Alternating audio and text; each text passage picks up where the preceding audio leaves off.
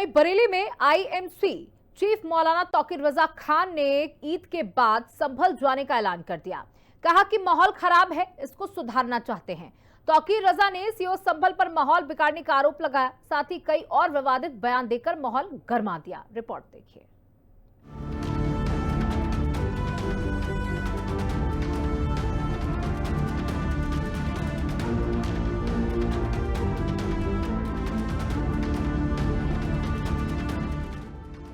फिर सियासी फसाना, क्यों भड़के मौलाना।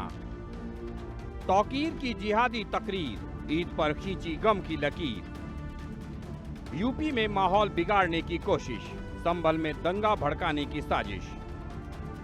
बरेली में इत्तेहाद ए मिल्लत काउंसिल यानी आईएमसी के चीफ मौलाना तौकीर रजा खान ने ईद से पहले ऐलान किया है कि वे ईद के बाद संभल जाएंगे और जल्द ही इसकी तारीख बताएंगे। साथ ही उन्होंने सीओ संभल पर माहौल बिगाड़ने का आरोप लगाया।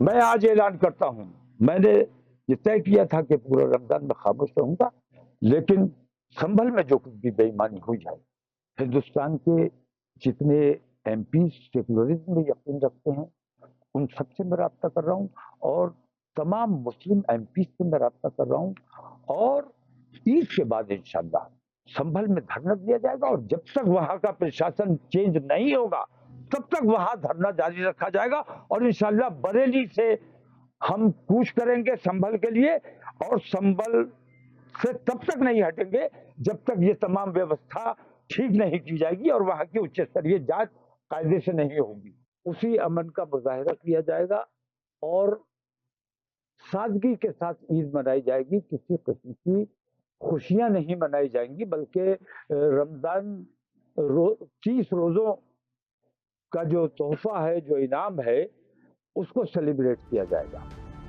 खुले में सड़क पर नमाज को लेकर भड़काऊ मौलाना ने तकरीर दी कि सड़क पर नमाज नहीं होती है, लेकिन अगर मस्जिद में जगह नहीं बची, फुल हो गई है, तो सड़क पर नमाज पढ़ने के लिए 2 या 5 मिनट के लिए मैं खड़ा भी हो गया तो ये मेरा देश है।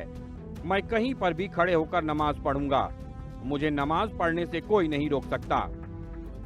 हमारी नमाज इमाम के पीछे होती है। अगर मस्जिद में जगह नहीं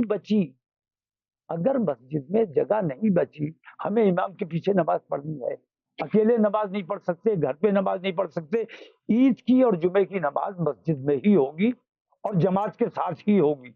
अब मैं अपनी मस्जिद में गया नमाज पढ़ने बाजमात और वहां मस्जिद फुल हो चुकी है, तो मुझे नमाज पढ़नी है, तो मैं अगर सड़क पे 2 मिनट के लिए 5 मिनट के लिए खड़ा हो गया, मेरा देश है यार, मैं कहीं पे भी खड़े होकर नमाज पढ़ूंगा और देखूंगा कि मुझे नमाज पढ़ने से कौन रोकेगा।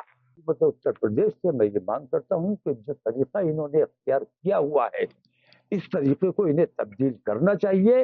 नरेंद्र मोदी को चाहिए कि वो 140 करोड़ का अपने आप को प्रधानमंत्री समझे, किसी वर्ग विशेष या किसी समाज विशेष का प्रधानमंत्री ना समझे।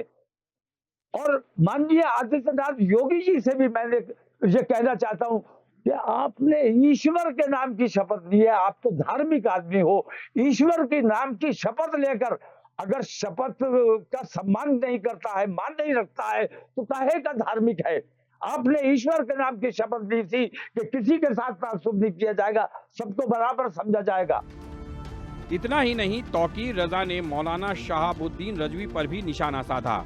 सीधे और साफ लहजे में कहा कि शहाबुद्दीन रजवी बरेलवी नहीं हैं, बहराइच के हैं। वे हर मामले में शरीयत का इस्तेमाल करते हैं। क्रिकेट कैसे खेला जाएगा, रोजा कैसे रखा जाएगा, ये बताने वाले वो कौन हैं? कहने का मतलब ये कि मौलाना तौकीर रजा खुद अपने ही मजहब और धर्मगुरुओं पर सवाल उठा रहे हैं। यानी ईद से पहले तौकीर की इस तकरीर में साजिश की बू आ रही है। हिंदी खबर की स्पेशल रिपोर्ट।